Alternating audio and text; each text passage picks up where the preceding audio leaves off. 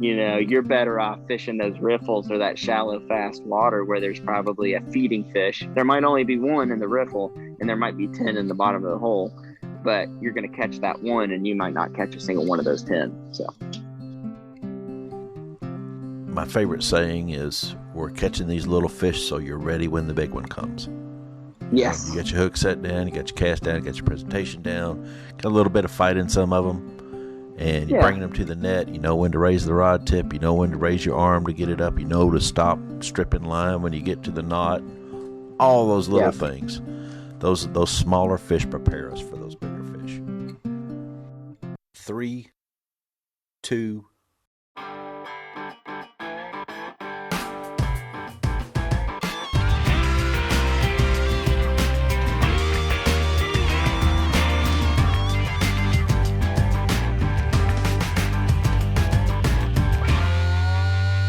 I looked through the podcast group and I said, hey, give me some questions that you want to make sure that I ask on finding large wild trout in stocked waters. As I put it out there on the podcast group, Jim came back and said, well, how do I even tell the difference between a wild trout and a stocked trout if I'm fishing stocked waters? So I guess that's kind of the first question there. How do I tell the difference between wild trout and stocked trout if I'm fishing stocked waters? As far as telling between wild and stocked, really it comes down to 3 things for me, and it's fins, noses, and then colors, and really in that order as well. So you see a lot of the fins are either rubbed off or gone or rounded or whatever, like on a rainbow you'd have for the tail. On a wild fish, they come to those crisp points at the end on the tail. And then on a stalker, a lot of times you notice they're like a little bit rounded off on the tail, but that can be a tough one to see. Really, the biggest giveaway is the pec fins, and basically it's if they have them or not. Do they have both? So do they have both, and are they both there and like very full? Is the bone going all the way through? Because even if they have big fins, but you can tell they're kind of a little bit messed up. I mean, when a fish gets really big, even a wild fish, they get beat up, but no, they'll have big full fins. They'll have a big tall dorsal that'll have a perfect straight bone on the front of that dorsal. And then for us, a lot of times the dorsal will have either a white or a bright orange spot right on the top of it. So you'll have this like fire orange little color right on the top of the dorsal. And I always try to highlight that because that's a hallmark. What about the nose? And I'm tracking with you 100% here. What about the nose? So the nose is usually rubbed off or raw. It looks like it's been basically, I've had people try to tell me it looks like they've been digging under boulders before, but in reality, what it is they've been swimming into the side of the concrete tank. So they'll just have like a big scar or worn up nose. The only exception to that would be if you catch one with like a big kite jaw on it. Sometimes some of those big males, they'll have like a kite that'll be worn out a little bit. And that's usually from retting and spawning and all that. And you got to be careful about the beat up pieces that you were talking about around spawning time. A lot of times they'll be a little rougher. The fish, especially the browns, when they get in there and really get going during spawning seasons.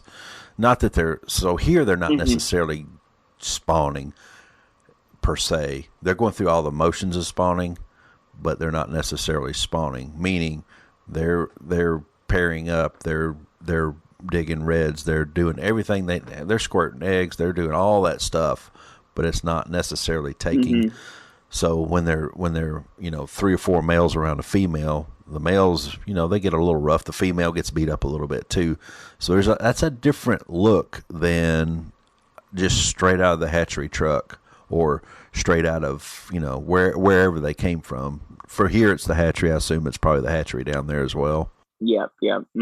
So definitely that dorsal, the fish that have been in there in a long time, or they're wild. Here they would be the holdover types. They're not quite as beat up looking. Their dorsal's looking a little better. They don't look like Free Willy. The dorsal looks like Free Willy on a freshly stocked trout, a bigger freshly stocked trout a lot of times. There's a very big distinguishable difference between fish that have been beat up spawning and retting a lot of times versus fish that come out of the hatchery.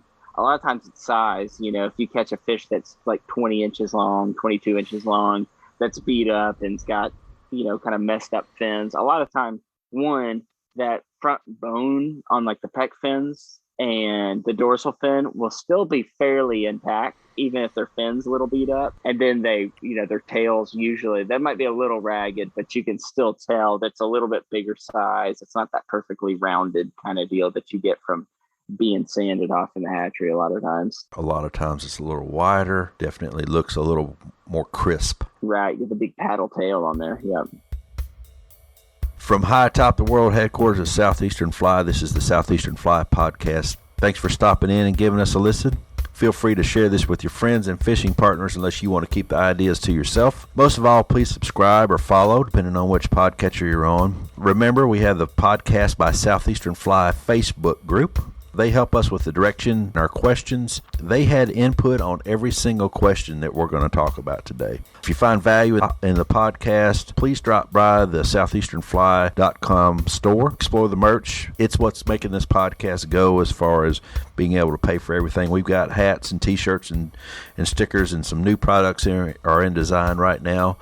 We've had good reviews on the products that have gone out there. Thanks to everybody that's already supported the show through their purchases, and we just want to thank everybody that comes in here and supports us. I get a lot of emails, a lot of folks, believe it or not, on the water that I talk to, and they're like, "Hey, well, listen to the podcast. It's great." We appreciate everybody that tries to get the word out for us and does get the word out for us. That's one of the things that I've always wanted to do here, is make sure that we give back to the fly fishing community through doing these podcasts.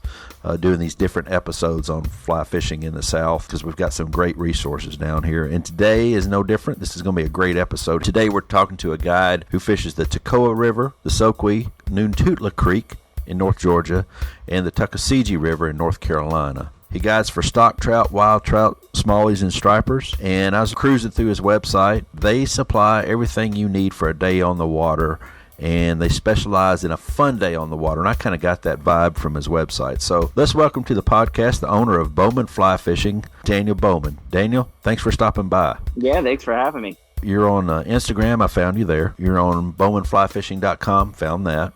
And you're on Facebook as well. Is that right? Yeah, those 3 platforms. So you're pretty much on all the normal media outlets. Normal media outlets is kind of a loose term. I don't know if there is such a thing as a normal social media outlet. But anyway, you're there, and you can be found on any of those. So Daniel and I have talked before, just before the podcast. We've just been talking. I guess we've been talking guide stuff and fishing and right. Fishing around campfires and fishing out of boats and the social aspect of it, and then we've kind of really started drilling down into the fish themselves and techniques and that sort of thing. So I thought I probably better start this thing so we don't miss any good information for anything. That first question, as we were talking about, you were talking about wild fish, and I guess in Middle Tennessee we're talking more holdover fish, but really it kind of comes to the same thing, where they stop eating. For Middle Tennessee, where they stop eating trout chow, that sort of thing, after they come out of the hatchery, and they turn over to bugs, and then they turn over sometimes to smaller fish, start getting that calcium out of the different types of forage fish and that sort of thing, and they start building bone and that sort of thing. So we're kind of talking two different names, I guess, for fish that we're talking about, wild versus stock, but really the same definition. You're looking for something that's eating just a little bit different than the one that just showed up in the river out of nowhere. Correct. Yeah, there'd be a lot of similarities between what you call holdover fish and then a wild or stream-born trout, for sure, especially when it comes to diet. Right. I think that you'll see some distinctions between the two, but a lot of times, even I'll have a difficult time sometimes actually distinguishing what's what, especially when, we alluded a little bit when we were talking before the start of the podcast, talking about some of the browns and how they look as far as their fins when they're redding, and how that can kind of be similar to a wild fish. And a lot of the holdovers, especially with the browns, a lot of the holdovers and the wild fish can take on a lot of the same similarities, but there will be some differences for sure. As your fishing goes on, you get more and more time on the water, you start seeing more and more fish. You can actually start picking out those subtle differences, and sometimes they almost become glaring. Like, oh, I know what this is. As I was looking through the Facebook group questions, and we had some really good questions here that they'll be able to spur a lot of discussion. One of the questions, and Jim asked this question about finding large wild trout. This came from the Facebook group. What types of water should anglers look for to separate themselves from the stock trout and concentrate more on that wild fish? Where should an angler focus? There's two big bodies of water that you should look at. One would be mountain streams, and the other one would be tailwaters for us in the Southeast. So you've got your big freestone rivers for sure, and they can definitely hold wild fish. The hard part there is that it's going to be a lot lower chance for it, for the most part, speaking from my experience and around us, just because you run into water temperature issues in a lot of the freestones right through here. And that's the biggest thing there for sure. With tailwaters, you've got consistent cold water and a lot of food. Granted, a lot of it's small or bait fish, but you've got consistent water temperatures. And then obviously with the mountains, you've got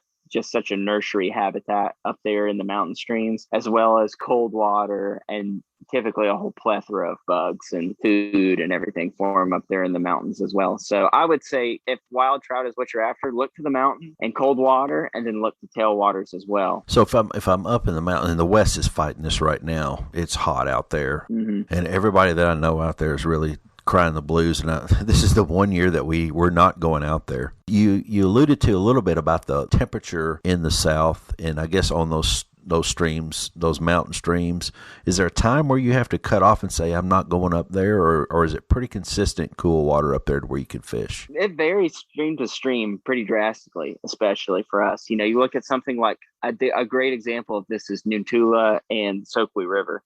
And this is why you see way more wild fish in Nuntula Creek than you do in the Soquel River. And it's because the Soquel's coming off the south side of the mountains, so flowing into the Chattahoochee. Yeah. And then the Nuntula is coming off the north side, and it's flowing into the headwaters of the Toccoa right there. And because of those two, the Soquel's getting a lot more direct sunlight on the south side and warms up a lot faster. Right. So we'll actually quit fishing the Soquel most years, I would say by the end of June for sure. Sometimes it's middle June. Sometimes we get away with it in July. For the most part on the Soquel, it's when the nights stop getting, I say, below about 67 or 68. That's when we see the water temperatures really get up, and that's when we usually start laying off of them. We have had years on Nuntula where we have had to stop fishing in August or maybe early September. But that's usually a question of flow. Usually, even when you show up when you in the heart of the summer, you'll have still 65-degree water. So it's still good.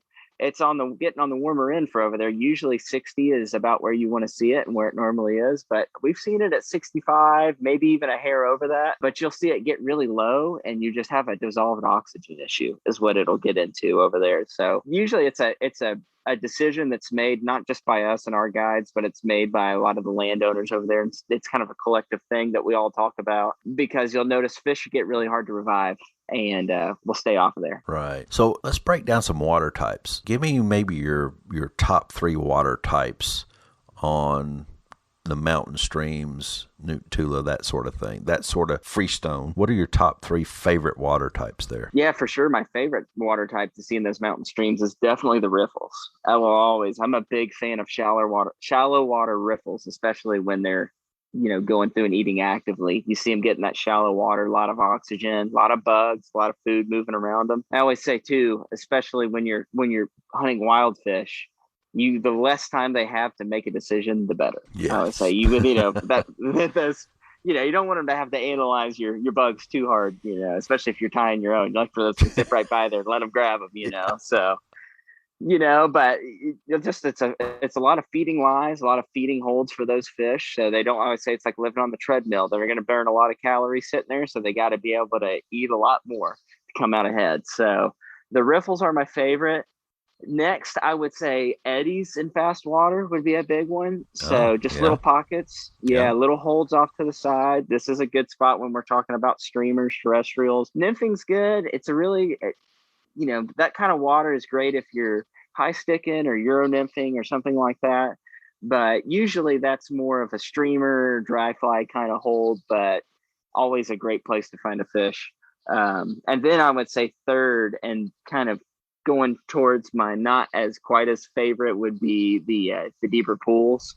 Yeah, they hold a lot of fish. There's always going to be fish in them, and a lot of times you can see them.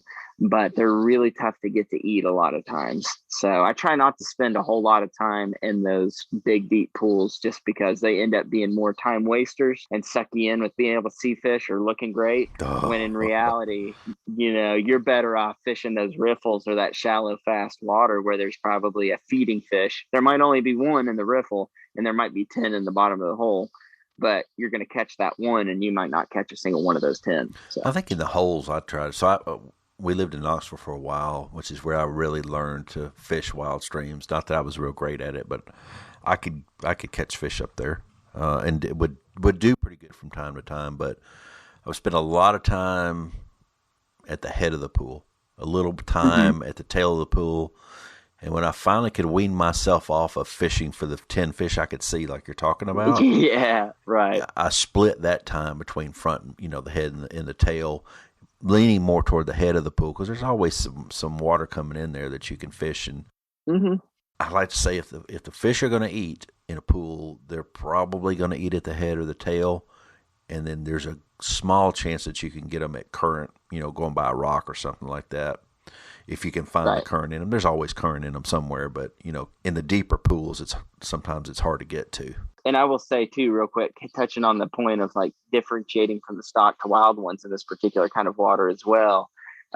You tend to find a lot more wild fish in that faster water as well. I always say the wild fish are usually the athletes of the group. So they're usually hanging out up there in that fast water. Yep. And, fish in the faster water and those pockets and pools and everything, like, in the midst of fast water, is typically a little bit better place to focus for those wild trout as well. If you're in a stream that has both, might have some fresh stockers in it, I would say, and you'd probably agree, 9 times out of 10, they're going to congregate in those deeper pools right through there. Yes. And they'd be the ones you'd get out of there. Because if there's a big wild fish in the bottom of a big deep pool, chances are he's waiting until it gets dark or something like that. He's not feeding. So exactly. And so the pools probably tend to look a little more like a hatchery run. Yeah, and they'll be fishing and they'll be wild fishing them too, especially you talk about the Smokies, they'll be wild fishing those pools up through there.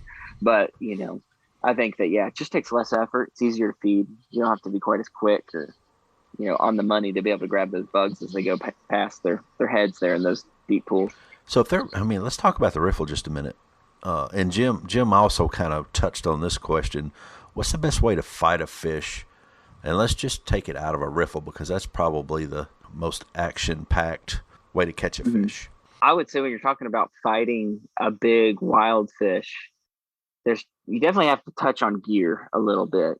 I'm not a huge gear guy, but I always encourage everybody, especially when we're going after big wild fish, to leave their click reels at home most of the time when you're going after big wild fish. It's great if you're in the Smokies, it's great if you're way up on the mountains, but that's where it's worth the money on a good trout reel, is having a smooth drag, because you're fishing light tippets typically in fast water, and you got to be able to let that drag do the work for you. So that's number one for sure. Number two is that you got to think about it directionally, and you got to think about never letting that fish really take a break during the fight. So that's always the thing that kills me, is when I'm coaching somebody through fighting a big fish and it's about to get there, it just comes out of the fast water or whatever, we're about to get it to the net. And then it's kind of like take it a little easier on them, quit pulling on them quite as much, right. Let them kind of sit. They'll sit there in that water and they'll recover, and then it's right back over again. So that's the biggest thing, is keeping constant pressure. I'm always a big fan of steering that fish in the opposite direction of where he's trying to go, pulling that hook back into his mouth. I move downstream with the fish a lot. If he runs downstream on me, I typically don't stand in one spot to try to land a fish, because you get a bad angle on him. You never want to have that fish way, it's always like that. It puts a, pit in the bottom of your stomach going through there when you see that big fish get even, 20 yards downstream of you, 15 yards downstream of you, and you're just hoping that hook holds when he's dead down below, because that's always a tough angle to land a fish at and keep a hook in them. You're doing inventory at the same time of, there's a log, there's a rock, he could go here, she could go there. You're trying to do all this mental exercise in your head all at the same time. Right. And the whole time, usually you're fishing, let's say 5X or maybe even 6X. If it was a day like today, you're fishing 6X. and you've got your drag set real light. So you're basically just encouraging them. You're not pulling them anywhere with Right. 6X. You're just Yes. you're just trying to like kind of get him to move one way or other a little bit. So you're there, and I always say you always have to watch the left hand. I tell everybody to ride the bull. Get that left hand out of your way, let that reel work, and just kind of steer them the best you can. Keep them out of there, because I would much rather see somebody lose a fish up underneath something, around a log, up against a rock or something like that, than grab the line and break them off. And some guys would go the other way. Some guys are real big fans of trying to steer fish out of stuff, push that line right to its breaking point. Yeah. I just believe that a lot of times you get lucky. They come out of that stuff, they come back out of it. You're not going to get lucky grabbing a reel with 6X. No, that's an unlucky, Yeah. unlucky situation there. No, yeah, he's going to be gone. So. So you touched on a gear just a little bit. So let's talk about the types of rigs that maybe an angler should be prepared to use when they're hunting these larger wild fish, because that's really, honestly, that's what we're talking about here. We're not talking about the smaller wild fish on this particular episode. But if you could explain your streamer rig for us and the nymph rig, I'm interested in those dry fly techniques. I don't get to fish dries a ton. We fished some yesterday on a tailwater when really they were eating something. So they ate the knot on a leader, on a tippet leader. So I mean, they were eating some tiny stuff. Yeah. And then I also definitely want to spend a little bit of time on terrestrials. Trip asks, what types of rigs should an angler be prepared to use when they're hunting these larger wild fish? Let's start with your streamer rig first. And we're going to get into your favorite flies in a minute. Yeah, so streamer rig wise, you're looking at really two distinct ways to fish streamers for big wild fish. This is going to kind of tilt towards a little bit more the boat guys who have drift boats or rafts, or a little bit that kind of deal, because it's going to be a high water and a low water streamer rig. So a low water streamer rig, really the big thing there is you're using a floating line or an intermediate line. A lot of times I really like an intermediate line because I like to fish a lot of weightless flies. Right. But, on a 6 weight, typically maybe a 7 weight, going through there, throwing still fairly short leaders, especially on an intermediate line. I typically only fish about a 4 to 4.5 foot leader, depending on the fly I'm using. But most of the time it's 4 feet, and it's going to be a bigger 4 to 5 inch fly going after a big fish, even if I'm fishing on low water. If it's not a sparkle minnow or something like that, like a Right. single hook, that kind of deal. But typically you're looking at a bud of about like a 25-pound fluoro, and then a tippet of about 15 to the fly. And then going through and just fishing the banks a lot of times with that, fishing the holes, even fishing the runs too, because going back to it, those big fish will live on those runs, and they're still going to be aggressive even after small fish in there a lot of times. So there's not a whole lot of science behind the low water streamer rig. It's kind of sticking with it, going for it. You got to find a truly aggressive fish and a mean fish that's going to eat a big meal like that, especially a wild fish in a typical flow situation, whether it's a mountain stream that's kind of at its normal level, not after a big rain, or a tailwater on typical low flows. It's going to take a little bit of hunting to do, and you're definitely going to have to get lucky with it a little bit. But working those flies in a very slow manner, letting them breathe, letting them float, even on that slower. That's why I don't use sinking lines on low water, is because you can't fish that fly and suspend it enough with a sinking line on low water without it getting caught on the bottom. Yeah, you really have to move it so fast to keep it off the bottom that it's almost ineffective a lot of times. Yeah, a lot of times you're just getting hung the whole time. Yeah, so, right. No, if I'm going to fish something, it's going to be an intermediate, but a lot of times it's going to be a floating line. So, but kind of switching gears, looking at the high water streamer rig, that's where I'm usually throwing an 8-weight, and I'll throw an 8-weight with a 300 grain, typically full sink line, or at least something. I'm a big fan of having at least a 25 to 20 foot head on a sink line when I'm fishing high water. And fishing right on the banks, especially for us, like the Toccoa is a great example. Have about 3 feet of like level change when they generate. Right. So those fish will move out of the center of the river and get up on those banks. And you'll be catching them a lot of times out of people's grass or around their docks and that kind of stuff. So really? Huh. catching them out of the grass for sure, catching them off trees, a lot of stuff that's dry a lot of times. So they move right up there on that stuff. And I'll use same thing, 4 foot leader, still 15 pound, that 300 grain, I'll throw it right up on the bank, and then I'll strip it probably 6 or 8 times, something like that. Not working it all the way back necessarily, but working that pretty fast coming off of there. The big thing is using your rod tip, working that, really letting that fish feel that fly. And then same thing like I hit on the low waters, letting that fly suspend and breathe. I'm a big fan of game changers, and we'll get into flies obviously going forward, but game changers, a lot of drunken disorderlies, swinging D's, that kind of stuff. Flies that really don't have a lot of weight in them, but spin well and really have a lot of side to side movement. Because I grew up being a bass guy, so I like to think of like a fluke, Yep. or like a suspending jerk bait, So I want something that they're going to kill on that turn. They're going to get that sideways T-bone look at it, and they're going to come up and kill it on that turn. So that's the biggest thing is when you look at high water going through there, fly selection's big, but I would almost argue that presentation is going to be bigger. And I think there's a popular idea around like now of streamer fishing at high water is just go and cast. And if you cast 1,000 times, you catch a fish. Yeah, There's some truth in that. If you go and do it enough, you'll probably get one. But really my goal when I have somebody in the boat is, I don't want to go out there 8 hours and just cast and hope that we have something to eat. There's definitely a way to do it where you go out there and fish, and you should be catching fish or moving fish most trips or every time, or, there's a way to improve your odds going through there on how you work that. And it makes a huge difference. You still knock on a lot of doors. I like to say we're knocking on doors today. You're still knocking on a lot of doors. It's not like you're just, okay, in 2 minutes, we're going to cast right here. You're still going to fish a lot of things, but knowing what you're looking for as far as structure, reading the banks you're talking about reading the banks, looking, coming off of grass and off of blowdown, stuff like that. All that's super important. You might spend a little more time on certain banks. I like mud. Right. I'm a fan of mud because I think the brown trout just get up there and lean up against it. Maybe drink a milkshake, because I think the water next to mud slows down just a little bit. Mm-hmm. And they feel like, okay, I can just lay here against this, and maybe this is me, talking about a trout with a, IQ of 6 or whatever we think they have. Oh yeah.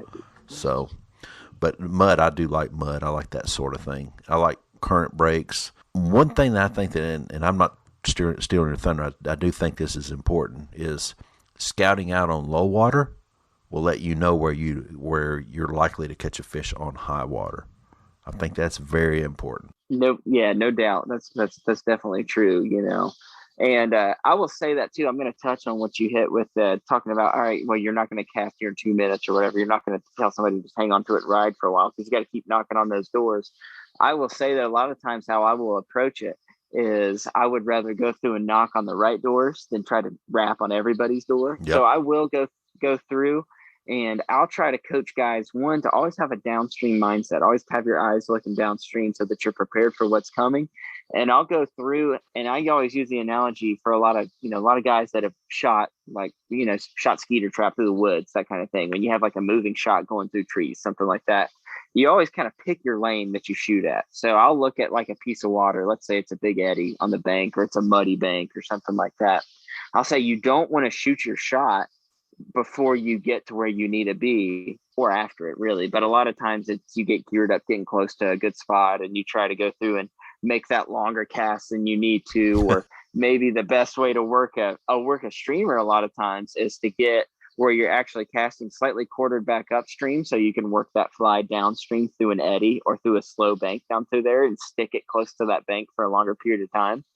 And when I'll do that, I'll always try to tell everybody, say, wait, don't cast it just yet. Don't try to sneak in 2 casts where you should make 1, because what you end up doing is making 2 mediocre casts that won't catch a fish, instead of making that 1 cast where you're giving the fish the look coming through there. So I'll go through and be pretty picky about where we cast, how we cast, and really setting up angles, because a lot of times it's all about your angles that you're getting working that big streamer. So you don't want to get somebody all riled up like and I've done this before, so I know exactly what I'm doing.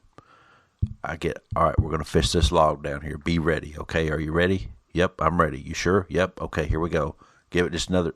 By the time we get there, dude's so worked up that he can't even make the cast, and so I've Right. kind of tried to start leaning off of that a little bit, and I might time it myself and say, all right, they're fishing, they're casting, and it's taking about, this much distance to get back to the boat. So maybe have them make a cast right before that really, really good spot. Mm-hmm. And then say, it's just another normal cast. All right, well, let's hit that bank right there. And Right. you've done all the math, try to do as much math as you possibly can in your head so that Mm-hmm. they're dialed in when they get there. Because there ain't nobody on the river that wants somebody to catch a fish worse than David, as long as they're in my boat. Yeah. Even the person fishing usually doesn't want to catch that fish as bad as I want them to catch that fish. Oh And yeah. Yeah. sometimes it works out, sometimes it doesn't. I believe like floating the river streamer fishing, especially during the winter when the streamer bite's really on. I'll go through there, and I believe in a lot of spots that we should catch 20+ inch brown. Yep. In like every single one of these holes if we do it right. Yep. And I've been out there days before where, and a couple of guys that guide with us, Jason and Kyle, they can attest to this. We've been out there before and we've moved like 15, 16 browns all over 20 inches going down through there in places that we didn't even think would have a fish. And it's because we went through and got the right angles and, all brought our A game for whatever reason and just really got through there. And it was in reality, it's probably one of those just magical days that happens once in a lifetime or, through there. But even still, I think it's that mentality that you got to have of looking for a fish behind every log. I would say a good streamer fishing is kind of an internal optimist. You're always expecting something around the next bend when in reality, you might catch 2 fish all day, maybe 1 or maybe none. But the ones that you catch are going to be worth catching. That's for sure. We talked about knocking on doors with streamers. I want to spend some time on terrestrials because there again, a lot of times you're knocking on doors, hitting a place that you think is going to be good, high opportunity, high value target in that particular piece of water. Dropping that terrestrial in there, maybe lobbing it in there, almost like I like to say like a softball. So you got a big open, if you can, you got a big open your loop up and let it just drop and splat the water. I love to see a terrestrial that hits the water and bounces just a little bit. Is it? Mm-hmm. You know what I'm talking about? If you've ever seen it, yeah. you know what I'm talking about. And if you haven't seen it, it's worth watching because that bug will come out of the air. It'll hit the water and it'll kind of almost like it bounces. It's like a kid bouncing on a bed a little bit. You throw them up and let them bounce on the bed and they bounce up a little bit and then they just kind of start settling. Right. The right bugs will do that same thing. So we knock on doors a lot. We use bugs that do that sort of thing. I do like one that rides in the film just a little bit, like down in the film. I don't like those high riders because I haven't seen a bug that really rides real high No. on any of the waters I fish. And somebody's out there going, well, every bug I see out here in this state is, okay, I get it. Right. We all know that guy. So what about y'all on terrestrials? Let's spend some time on terrestrials and let's hit your tailwaters down there and then let's come back to mountain streams. Yeah, so for terrestrials around us, it's really, well, one, it's big on time of year, which is everywhere too, Right. But I will hit on that, is that September is probably my favorite. August is really good. We're in it now in July, and it will even start in June sometimes. But really, it's a August, September kind of deal.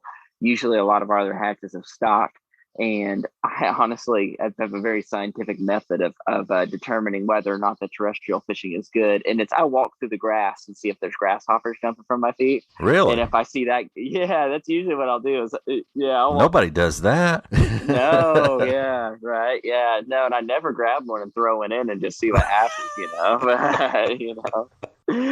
No, that's usually my approach to it. But usually when they're out and it's warmed up and we've got a lot of the hoppers going on, for us it usually centers around beetles a little bit more, beetles and ants. I'm a big fan of fishing beetles under trees though. So looking at our tailwaters, it's still fishing a lot of those same areas where those fish are. The hard part with the tailwater is that a lot of times, at least for us, we have some runs fish sit on the bank, and you always have that. The rivers are all different as far as where fish sit and all that kind of good stuff. But it's whenever you have fish that naturally hold underneath those trees and branches, or just downstream from those trees and branches, that you can kind of pop one in there on top of them, especially in a riffle, where you have that sound of it hitting, it's over their head and it's going past them and they got to grab it.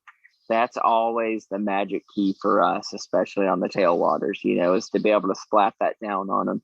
And you're knocking on doors, especially when they're generating or high water or whatever. You're always knocking on doors, going through and hitting eddies on the bank, hitting eddies around wood. You can't be afraid to lose flies when you're fishing terrestrials, that's for sure, because you're going to lose a lot of them. But low water, a lot of times I'm fishing a terrestrial almost as a dry dropper sometimes. Right. But we will have days where it's like every fish comes up and looks at that terrestrial. And then you take those droppers off there, and you notice you start having a lot more fish actually come through and, follow through on the eat. So we will go through that where we're just really splatting that on the bank and going through and just fishing a terrestrial, going after that big bite, because it is the same kind of thing like a streamer. I would loop that like terrestrial eating fish in with streamer eating fish. Yes. When you're looking at the average size, especially when it comes to wild fish, they get excited over a big bug a lot more than they will over a lot of everything else. So I tell you what I like to do. You talk about walking through the grass. There was a time, this has been several years ago, that I rolled up to a gas station to get gas before I was supposed to meet somebody. And there was a green grasshopper on the gas pump. And I'm sitting there looking at it. I'm pumping my gas, $26, $27, $28. And I'm just looking at this grasshopper going, man, I think I've got some green grasshoppers about that same size. So while I'm pumping gas, I go back and dig out the box. And it just sits there the whole time. And I'm like, yep, that's perfect. And we caught a fish on a green grasshopper that day. Yeah, only because I saw it. Evidently, that trout came out of that same gas station that day and said, I'm going to eat one of those if I see it later, Yep. So it's not, it's like, we joke, it's scientific. It's not. I mean, you just got to look around and go, okay, well, this is hatching. Yeah. It's that time of year. I've done that. I've seen, we don't get many of them, but I saw hexagenia mayflies one time at a gas station around coming off the river. Yeah. And kind of towards the evening, I was like, you know what? I bet you that I could come here tomorrow night and throw hex around a little bit. I might get a fish to come eat it. Sure enough, get over there and, throw like the hex that was left in my box from some trip to Michigan years before, exactly. And throw a hex out there and catch a brown trout on it, and you sit there, you go, wow, I'm probably the only guy in the state of Georgia right now trying to throw a hex at night on the Toccoa River, and catching fish on it. But it'll, it's all about just watching for it. But what about your small streams? How are they on terrestrials up there? Yeah, small streams are honestly a little bit better for us on terrestrials than the tailwaters. I love fishing terrestrials on the small streams just because all of our stuff's so tight. It's so wooded. It's like fishing, and I would say it's like fishing in the jungle going through there. So same thing. It's mainly beetles, but we do get a lot of hoppers on the small streams.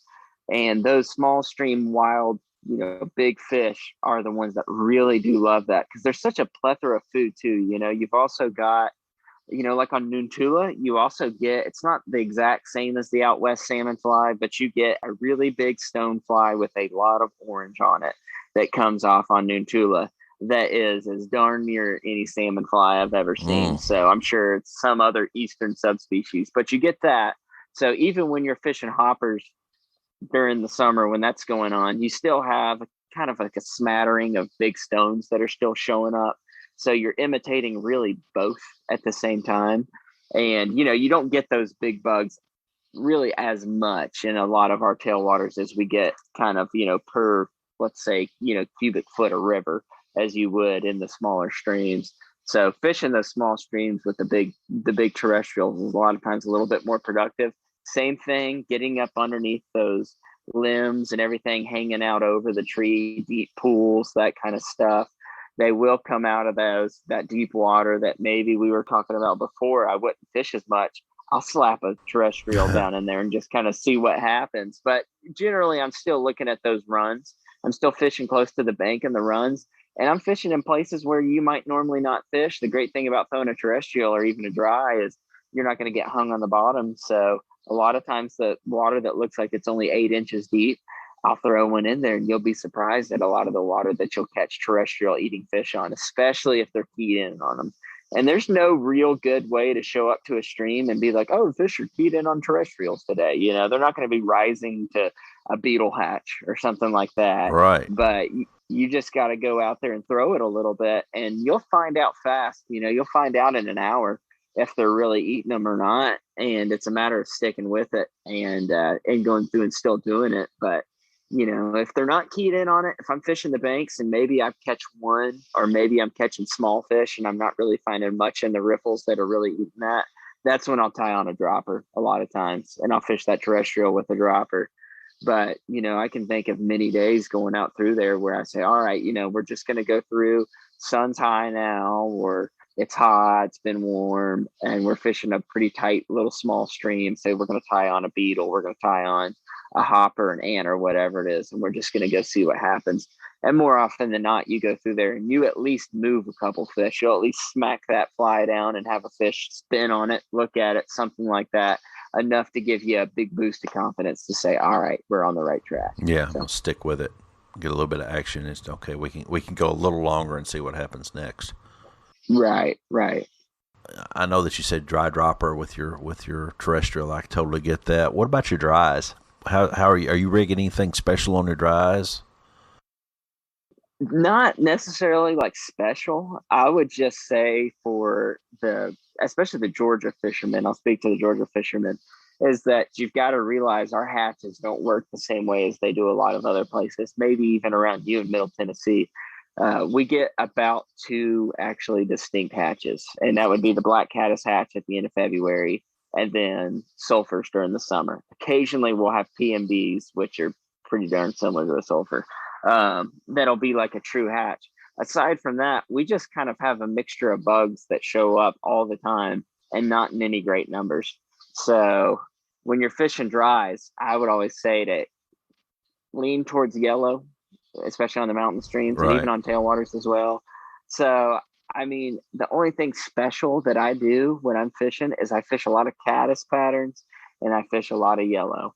And then if I see anything that's feeding subtly, feeding in the film, or not really like doing splashy loud rises or anything like that, I'm fishing a size 18 blue wing olive, maybe a 16, and that'll pretty much always get the job done. So you gotta realize that, you can kind of stick with your comfort foods a little bit more when you're fishing in Georgia. A lot of times throughout the Southeast, if there's not like a true hatch going on, and most of the time there's not going to be a true hatch going on unless you're out there and it's, you're on the Holston or you're in February and it's, you're inhaling them.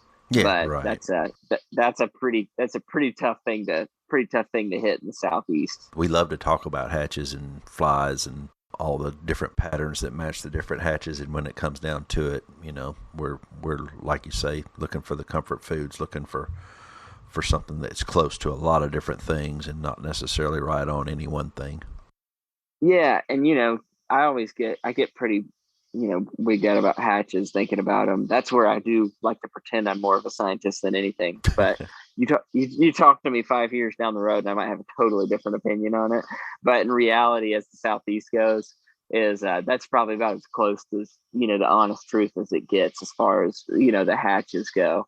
I think there is a little bit of mystery in there, like I mentioned, hex maybe a little bit earlier. And then some guys will have stories about green drakes or brown drakes showing up around some of the places, that kind of stuff, some bigger bugs where you can kind of chase that and kind of have this mysterious hatch that brings the biggest wild fish to the surface.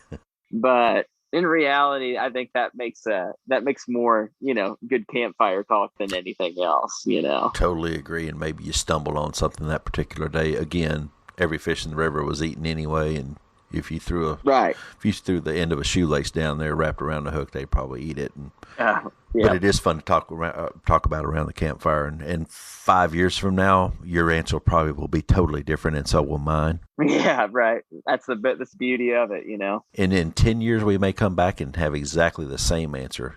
Like I said on some of the previous shows, you kind of like go around this mountain and you end up right back where you were. It's kind of like it's a cycle. Like, oh, I'm going to try this, and I'm going to try this, and I'm going to try this. And the next thing you know, you're like, hey, I did that 10 years ago, and it still works. Wow, what did I ever get off of that for? Because somebody came along and said, try this, and it happened to work. So I don't. Yeah. There's definitely not a right or wrong answer. You'll find some people that think there's a right and wrong answer, but you might have somebody that says, "Well, I only fish BWOs in this particular situation." Well, you catch about 10 fish in front of them on a hopper, and they will Hmm. throw that BWO to the side and smash it with their boot so fast and Oh, yeah. beg you for a hopper. And I do the same thing. So there's not really a right or wrong answer. And if you get caught in your ways too much, you can dial yourself out pretty quick sometimes too. Yeah. And I think about, I mean, you even look at somebody like Kelly Gallup. He, with some of his streamer stuff over the years, he literally published a book early on talking about how much he didn't like flash and streamers and how bad flash and streamers was. And then you see him come back out again and he says, I don't think you can have too much flash and streamers, make them as flashy as you can. So Right.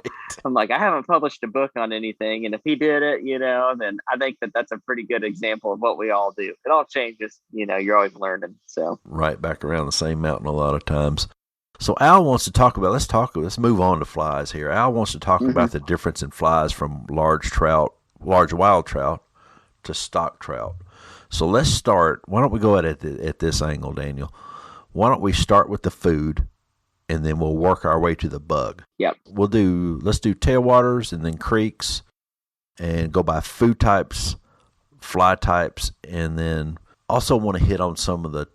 We've done pretty good so far about hitting on technique, presentation, that sort of thing. But if you can think of Right. anything that needs to be thrown in there that maybe we haven't talked about on technique, maybe we can throw that in there too. I just want to give us a good idea of the food, the flies, tailwaters first, then creeks, and then what about some extra technique in there? Because you can never have too much technique, even though we can't see it necessarily on the river. I think Yeah. some talk about it and kind of spurring some thoughts for people is a good thing. So Right. let's talk about tailwaters first, and let's start at food and work our way to the fly. Yeah. So looking at tailwaters as far as flies and food and all that good stuff goes, when you're looking at our tailwaters and the food that's in them, you do have a lot of midges. Not maybe as much as somewhere like the Holston or the Watauga, or maybe even over like around you guys, Yeah, there's a lot of Caney midges and here. that kind. Right. Yeah. So a lot of small stuff. I mean, we do have a lot. And when you're looking at it from a wild trout perspective, catching big wild trout, the hard part is there's some food that stockers eat and there's some stuff that wild trout eat. And I think that a lot of wild trout do get onto that eating tons of midges in the tailwaters move there. So definitely midges, a lot of blooming olives.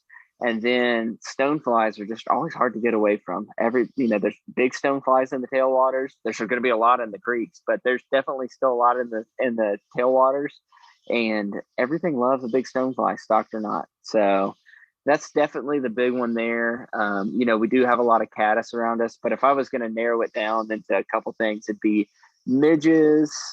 Mayflies are kind of like a general thing, like a pheasant tail, basically. It's a pretty general deal. You'll have caddis and then stones, so basically all of them. But yeah, you know, yeah, I would say though, looking at wild trout, you definitely got to play midges in there a little bit heavier than you would otherwise. Kind of looking at the creeks though, it changes a little bit because the average size gets a little bit bigger. I fish more 18s and 16s in tailwaters, so smaller bugs in tailwaters. In the creeks, you're looking more at like 16s, 14s, and even 12s a lot of times. So that's the big difference there, even when you're looking at mayflies. Stoneflies are pretty much across the board. They're pretty much the same size, going from tailwaters to creeks. I like to fish like 10s and 8s that through there. I can get into fishing 6s sometimes and 4s, like looking at those bigger, like I mentioned, the salmon flies that are really more in the creeks. Those will be bigger type stuff, and golden stones, same thing, more golden stones in the creeks. So that you're looking at like a bigger stonefly nymph that you're fishing going through there for sure. And then caddis, really the caddis are honestly end up being bigger a lot of times in the tailwaters. For us, especially the black caddis. So you're looking at, we'll have like size 12 black caddis when they're coming off. So big bugs. Whereas, usually there's 16s in the creeks, especially the tan ones. They're pretty much 16s most of the way across. So the caddis almost flips in size. Yeah, it does. And the caddis can vary day to day. I mean, like today we showed up and there was 14s. And then I was there 2 weeks ago and they were 18. So are y'all skittering the caddis any? A little bit, some. Basically, like a mend does all the skittering that I like. So, just like a little bit of movement sometimes, especially if I'm fishing something with some rubber legs on it, like a caddis with a set of legs on it. I'll fish that sometimes and give it a little bit just to move those legs. Do you fish legs a lot? Yeah, I do fish legs a lot because I think it carries over to that terrestrial bite. I think you're right, and it's interesting that you said that we're on this because I've got a friend that went over there, and he came back and said, "Dude, those guys." He said, "Well, he's older." He said, "Them boys, everything they fish has a leg on it." And I don't know if everything you fish has a leg on it, but that's the one thing that he remembered out of the whole trip was everything he put on my tippet had a leg on it. It was I love a leg. Yeah. Yeah. Oh yeah. I mean, I don't care what it is. Pheasant tail, prince nymph, hare's ear. Throw some legs on it. You'll probably catch a few more. So the only thing I don't fish with the legs is I got into fishing the Perdigons a lot and a lot of the Euro style nymphs. And I'll fish those in runs where I really want to get down fast and keep that fly in the zone longer. Yeah. Legs drag a lot, so that's a tough one there. I don't fish those on that obviously, but yeah. Besides that, I love some legs. That's so funny. Oh, that's great. Sorry, I cut you off and you were in the middle of making a point, but I had to let you know that's kind of a thing down there. Yeah. Yeah, that's what y'all are not all you're known for, but boy, that's a big one in our little circle. Rubber leg guys. Let's talk about your best answer for dries. What's your best dry? So if I threw out there, and I don't mind telling you mine either. On tailwaters, I like a pheasant tail dry. Believe it or not. And streamers, okay. I'm a big fan, and I'm bouncing back and forth here. If you listen to one episode, I'm like, throw a zoo cougar on there on a sinking line. I love those. The next one was put 3 woolly buggers on there on a floating line, and then right. So I'm one of those two, and then nymphs is usually a pheasant tail nymph, but I'm kind of starting to get into princes again. And then some stonefly stuff, a little bit of it, not a ton of stoneflies. But so let's talk about yours. Your best answer for dries on the tailwaters and then on creeks. As far as patterns? Yeah, you get let's take one fly for tailwaters and then one dry for tailwaters and one dry for creeks. And you don't have to give size or anything. I'm just really looking for patterns. I would say my favorite dry pattern for the tailwaters would be a quill body blue wing olive with a CDC wing. So no question about it. And it's funny, we've been talking about some of these bigger flies, but that's always the one. If there's a rising fish eating whatever size fly, I could pretty much always get him to eat a quill bodied, pretty sparse blue wing olive dry. So, little tail off the back, not too much, just a quill and some dubbing and a CDC wing. Not a ton to that. Don't forget that your competition's probably listening to this too, so don't give away everything. No, I'm holding back. Okay, on good. Yeah, good. Okay. I know they're listening. No, I'm messing with it. No. I don't think that one's if that's a secret, that's a pretty poorly kept, so yeah. So that was tailwaters? Yeah, so that's tailwaters. And then creeks, looking at my favorite dries for fishing the creeks would definitely be a yellow rubber leg stimulator.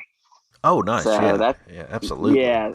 Yeah. So not, it's pretty standard fare there, but like Creekwide's yellow rubber leg stimulator, that's always a good one. Maybe I really do love fishing like the size 16 and 14, like little bitty chubby Chernobyls as well. I love throwing those, especially black with the tan body. You get that kind of caddis and ant look on it going through there.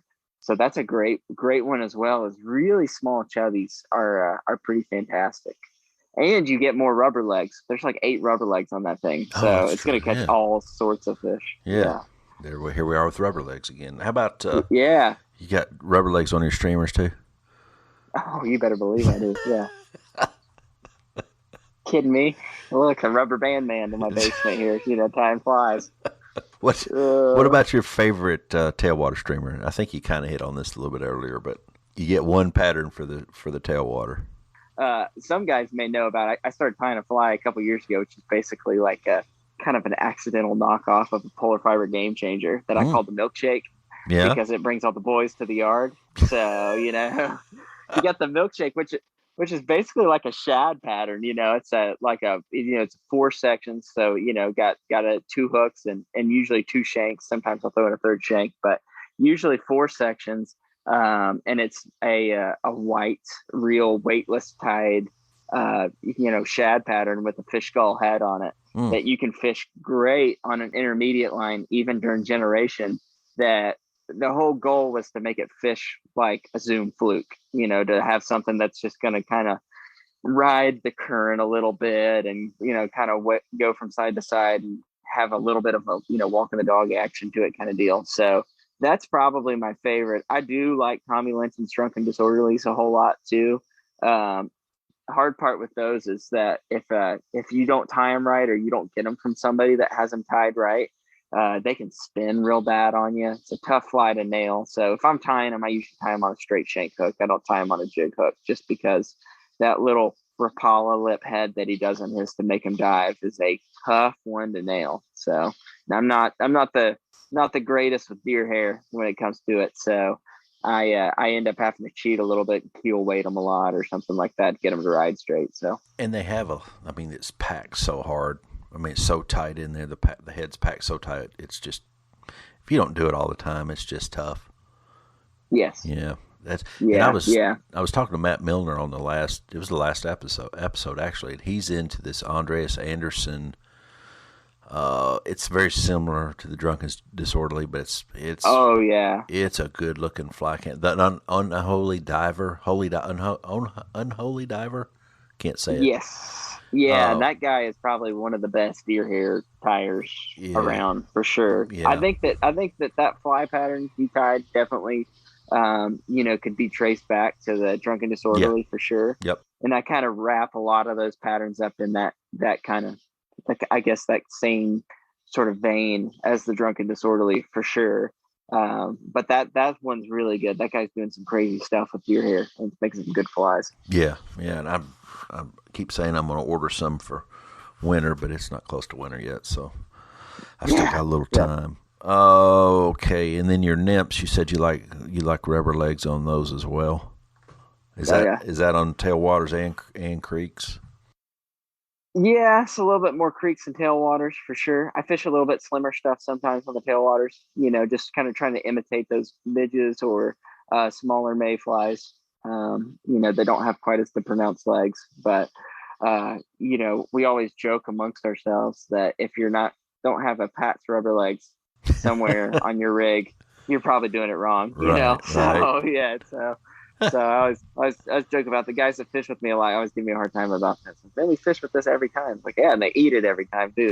So it's hard to it's hard to get away from it. So that's hilarious.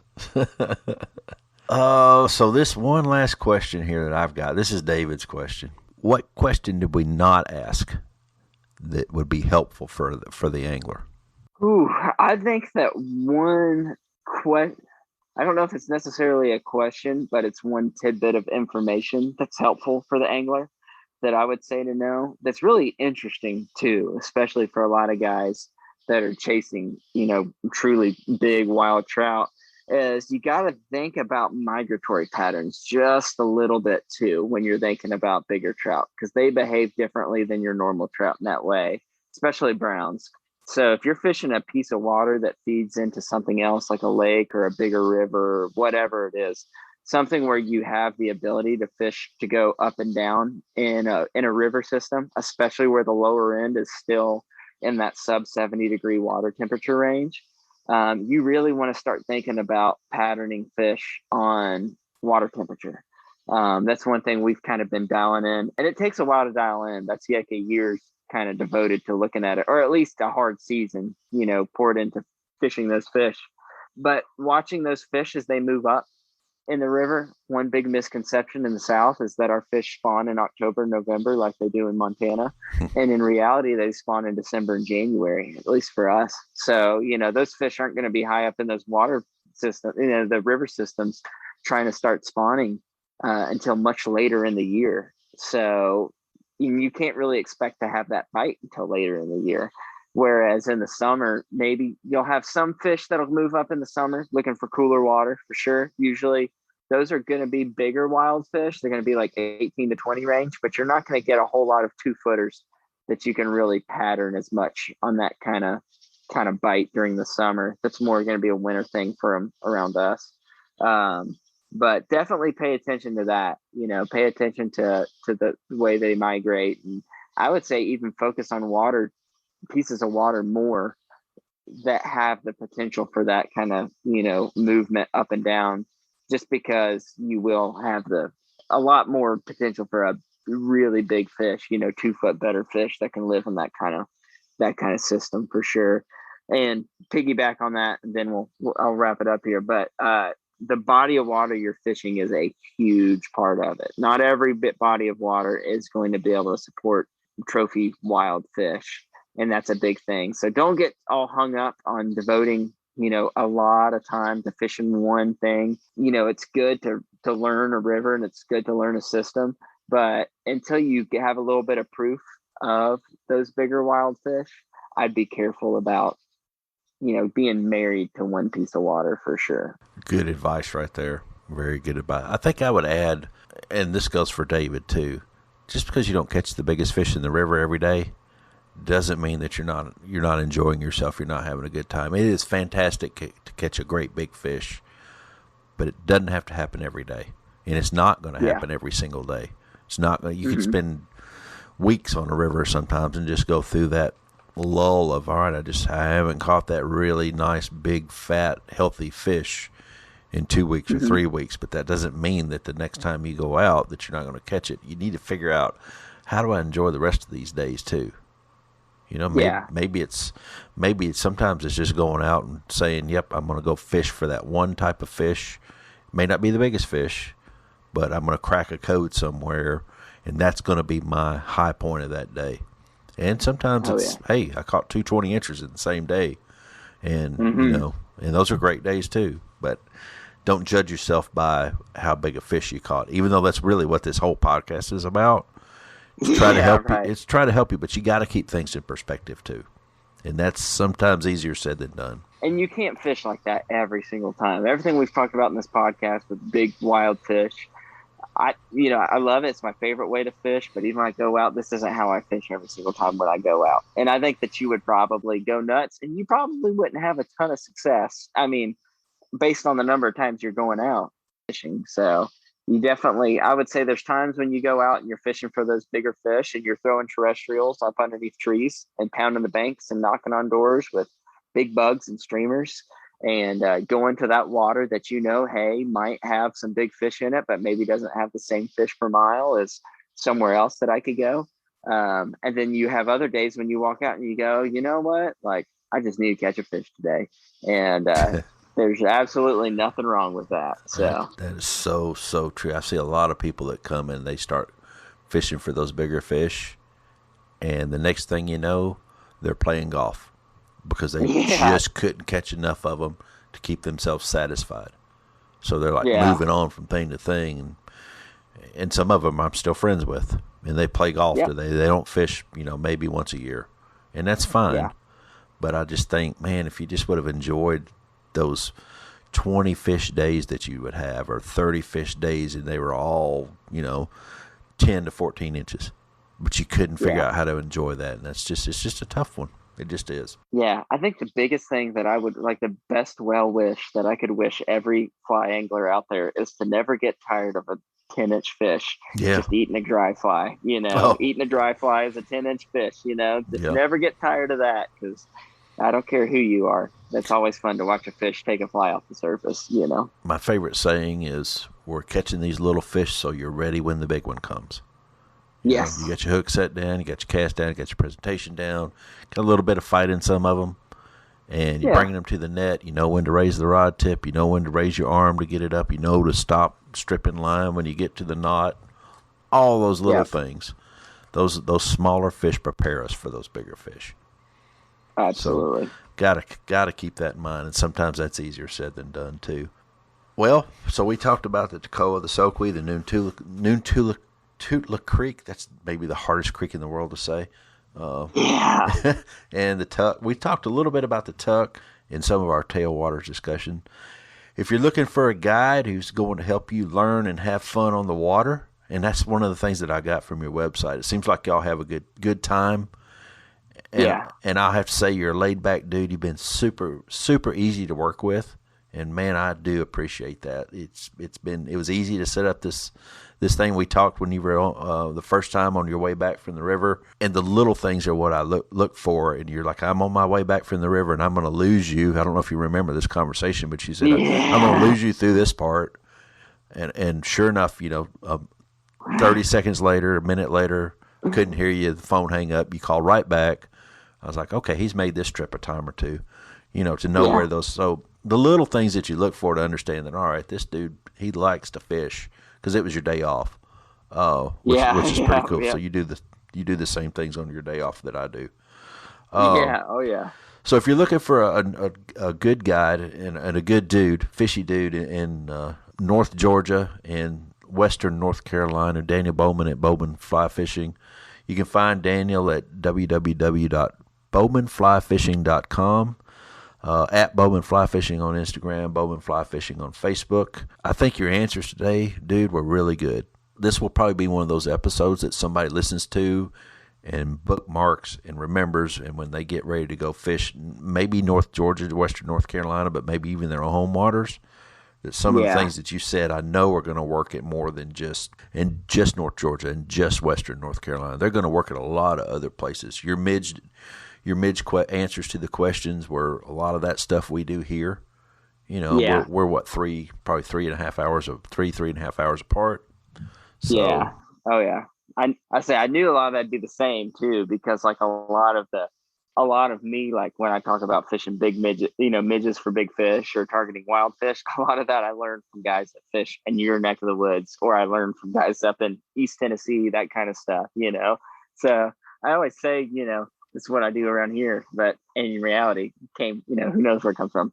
But well, and the same thing applies to Arkansas, because I just got off a podcast with Arkansas, the Little Red and the White. And a lot of the same midge discussion that we had on the podcast and before and after. We talked for a long time before and after about a lot of things, and a lot of the same things that you're saying and I'm saying, they're saying too. So it's all useful information. You just got to figure out where and when to use it. But I appreciate you stopping by, Daniel. If you find value in the Southeastern Fly podcast, check out the merch at southeasternfly.com/store. That supports the podcast. Thanks to all the folks that have already stopped by and supported the show through the merch. It's very much appreciated. Thanks to the podcast group who really came through on these questions and kind of they guide the podcast now. I get a little bit of input on it, but I think I lean on them quite a bit. They come up with the topics. They come up with the questions. I get to throw some of the things that I want to know about in there, like that last question that we talked about.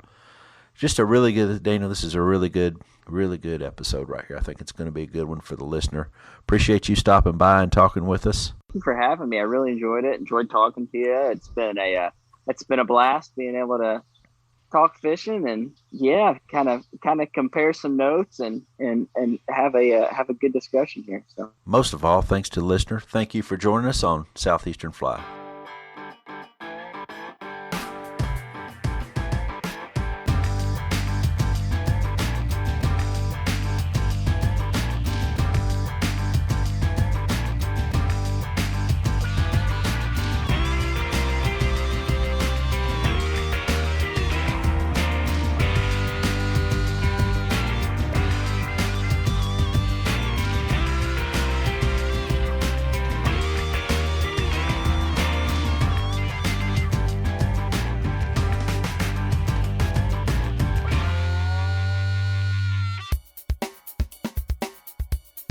Well, I enjoyed it. You're gonna have fun editing this one. This one went a little long, so Did it? you have a lot to dig. That's not terrible. It's not bad. But yeah, we didn't start till about 8-ish, somewhere around 8, did we? I tell you, it's interesting. Whenever you popped on there, yeah, he was sitting on a porch whenever we did one of the episodes, and it looks this. I swear, really? It looks the same. I was like, is he over at Jimmy's house?